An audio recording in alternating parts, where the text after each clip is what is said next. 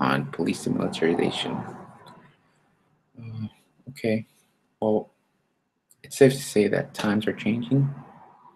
That means criminals are changing, weaponry is getting worse. It's easier access to having military-grade weapons.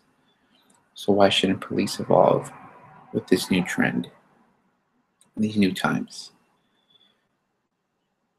Violence of action requires a show of force. That's what police militarization is. Now, what my opponent keeps saying is that relationships with community are worse because they look like soldiers. And how is militarization creating more harm than good? My opponent fails to explain how police even dress as soldiers. She fails to show how it creates more of a separation with the community. How does something you wear dictate how you interact with the public? Police in general are already kind of intimidating. I don't think them wearing a police soldier's quote-unquote uniform is going to change anything. My opponent keeps on saying that police see the public as enemies, as if their sole mission is out to seek the public and destroy them, as if they're robots. That's kind of ridiculous, I would say.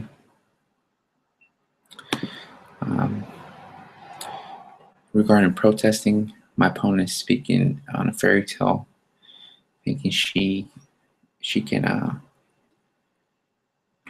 thinking everybody would think like her, saying in a perfect world there'd be able to be a safe protest, how show of violence would not be displayed. She also failed to prove how militarization is attributed to targeting police of color, people of color, as if police officers are just going out there and targeting black people or any minorities or anybody that's a different sexual preference. My disadvantage is, to start off, is military weapons are passed down from the federal government using grants. According to an article posted by the New Yorker, 1033 program is resulting in local governments around the country acquiring an astonishing range of military equipment, including armed personal carriers, M16 assault rifles, grenade launchers, infrared gun sights, all of which are designed for combat or hostile situations. The fact that these are granted by the federal government means that they do have an input on how police work is evolving and how they see more of a necessity for these types of weapons. Now also, my opponent, I think, is confused, shifting from her topic from police militarization to gun control, if she doesn't believe civilians should own firearms or not. I don't think that's the topic or the police for that. Gun control has nothing to do with police militarization, because the type of weaponry that police has access to, the public doesn't. So I think my opponent is a little bit confused on her debate there. Quoting one of my opponents, what she said is, when officers dress in military gear, it will increase risk of violence and ego.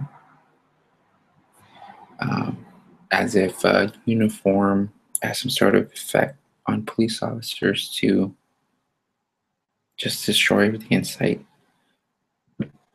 Once again, going back to what she's saying, where police see the public as enemies, as if they're not out to help the public. Now, my opponent's biggest advantage is police militarization should be only for certain times. To me, I interpret that it shouldn't be always readily available, as if they need permission to acquire that gear or wear that gear for times that she sees fit, not trained professionals. Towards the end of my opponent's debate, she brought up bias training, people of color, ethnicity.